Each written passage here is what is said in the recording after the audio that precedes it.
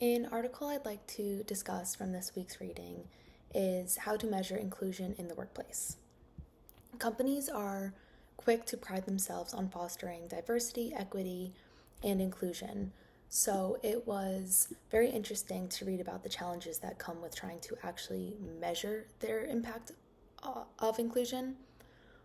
Organizations know how to measure diversity now, but have struggled with developing an effective metric to measure inclusion. Employee feedback can be seen as an effective way for organizations to understand what is going on and how their employees feel, and that feedback can be often done more in live time than a yearly review, quarterly review.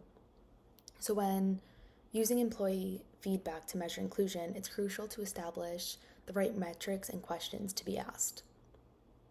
Gartner highlights 7 key dimensions of inclusion, which he noted are fair treatment, integrating differences, decision making, psychological safety, trust, belonging, and diversity.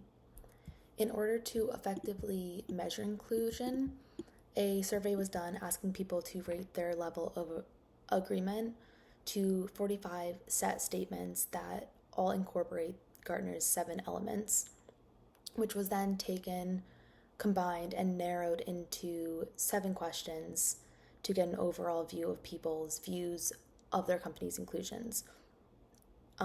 These 7 questions were geared towards specifically the 7 dimensions mentioned. The process of creating this index is honestly just so interesting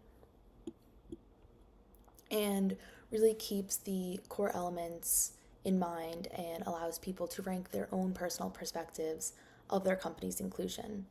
I like that there was an effort made to actually measure this sentiment instead of organizations just blindly promoting their efforts in diversity, equity, and inclusion. I think it's important to be able to say what you're doing and also be able to back it and show the growth and the trending, where using a survey like this, you can compare it to 2019 versus 2023 and see how much of a difference a company's efforts in promoting inclusion is actually working. So for a legal issue that I encountered at my current job, I'm a medical assistant, like I've mentioned. So a legal issue I've noticed is staying compliant with our OSHA regulations. When I first started, there was different leadership, and there was not really a major concern for OSHA, which is not good. We are a medical office. All companies should follow OSHA. It's there to keep you safe.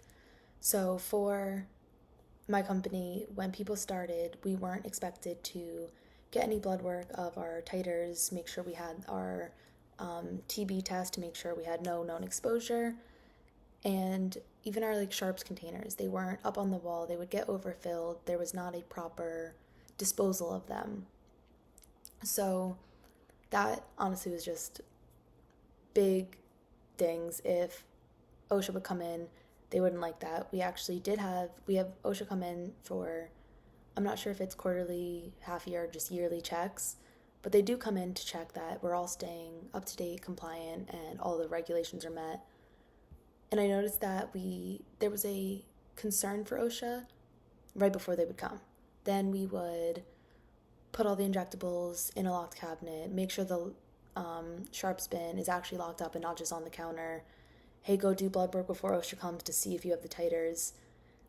And I think that if there was more concern for it up front, it wouldn't be chasing our tails when the inspections would come, and it would just be an overall easier process, and we wouldn't be at risk of having any illegal connotations or anything that we were going against. Thank you.